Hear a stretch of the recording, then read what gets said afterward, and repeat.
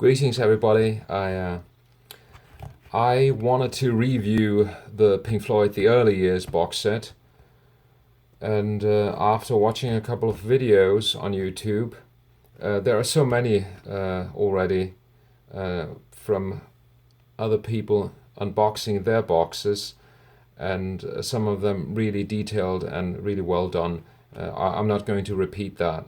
So I decided just to make little videos and just to review the music, the content of each of these books, CD cases, CD DVD cases that come in the box. There are 7 volumes, and we're going to start with volume 1, Cambridge Station, and we'll talk a little bit about the music.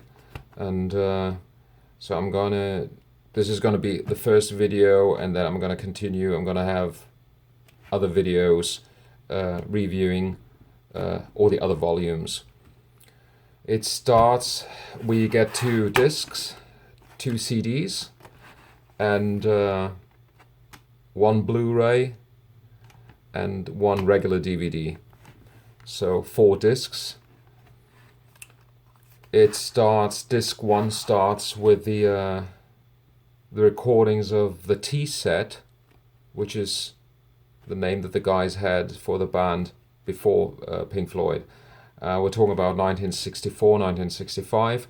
So it starts with those first recordings that they did at Decca Studios in late December 64 and early 65. Very good quality for a band, like an amateur band at that time.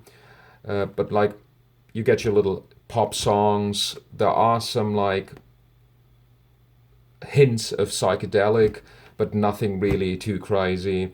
It's your typical poppy blues sound. You get the feeling that the band was still looking for their identity. But very good quality. You can hear all the instruments, very clean, very bright, very, very good, surprising, very good quality for those early recordings. After all, it was just like, it was an amateur band, and they're okay, the songs. They're just like some Sid songs written by Sid, and then you get some blues cover. I'm a King Bee. Not a big fan of that version here. Very, very clean, too polished. So you get Lucy Leave, double oboe, Remember Me, Walk With Me, Sydney, which is a Roger Waters composition. You get Butterfly and I'm a King Bee. They're okay. Of course, they're important for historic purposes, but it's nothing extraordinary. Then CD 1 continues with your classical singles. Arnold Lane, See Emily Play, Apples and Oranges, Candy and Currant Bun, and Paint Box. So you get your A and B sides. Most interesting part of CD 1 is really the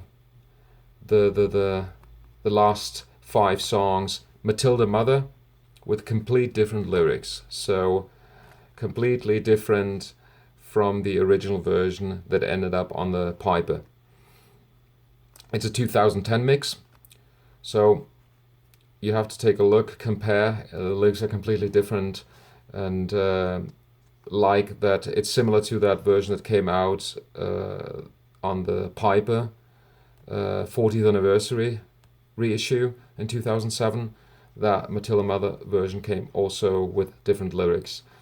Then you get Jug Band Blues. Nothing different here. It's the same version as is on the Saucerful, but it's also 2010 mix. So you get a little bit of an update there, quality-wise.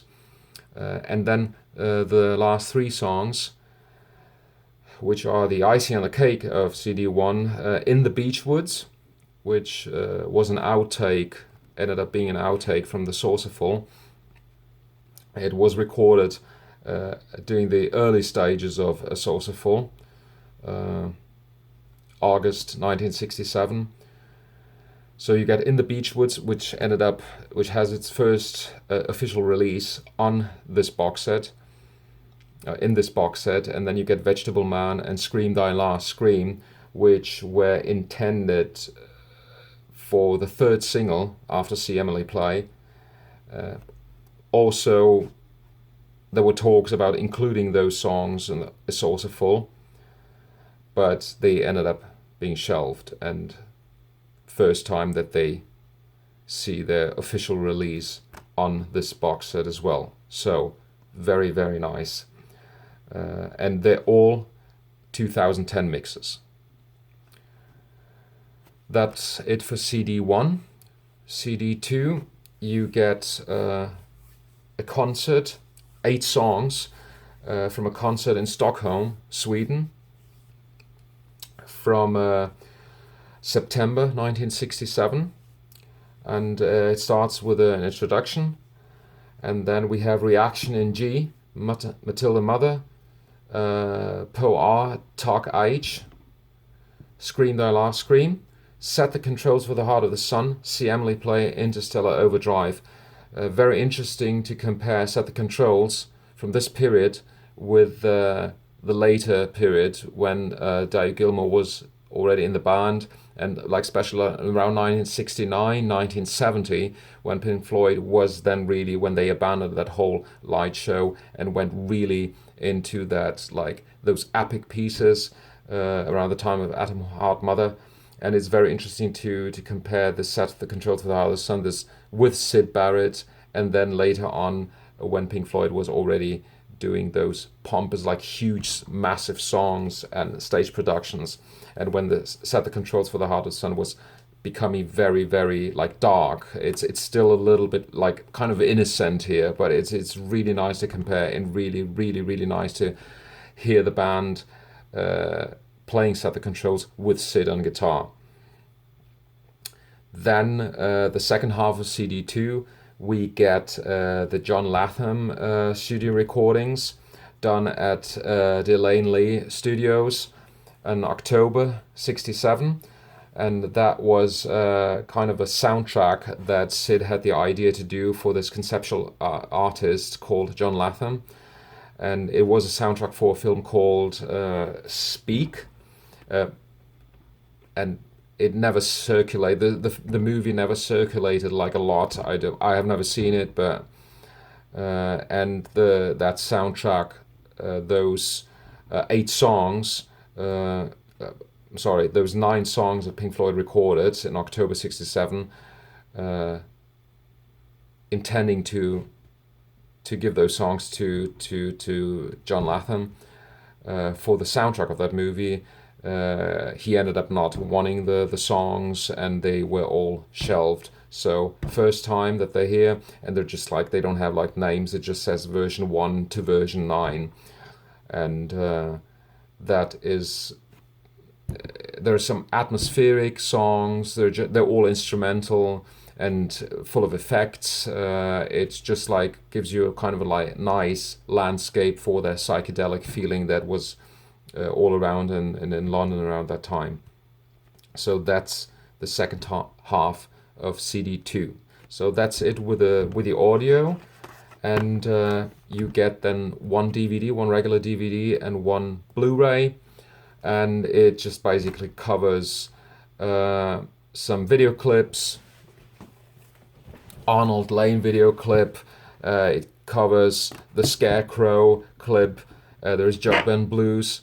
Very interesting. There is Apples and Oranges, played at the Dick Clark show in the United States in November 67, and there is a little introduction of the band. Syd is already quite different from the early Syd, but it's very nice to see the evolution of the band. There are some footage of the UFO Club too, Pink Floyd playing, and Interstellar Overdrive, some documentaries, and then you get some bonus material from the band playing like an instrumental improvisation for a German rock program, TV program. Then you get your BBC Top of the Pops, See Emily Play, and you get some video outtakes for the video clip, the Scarecrow video clip, and it ends with the band playing Interstellar Overdrive again at the Roundhouse in London. The video content is around an hour long on the Blu-ray and on the regular DVD version. So that's basically it, and I will come back with the next volume on another video, on another review. Hope you guys liked it. Let me know, and it is a great box set. It's epic, and I went through the volumes twice already now, and I'm watching the videos now also for the second time, and it's just like it's very informative. It's very complete. There is a lot to watch and a lot to listen to, and it's just fun. So great week, everybody. Heavy metal, and we'll see you around.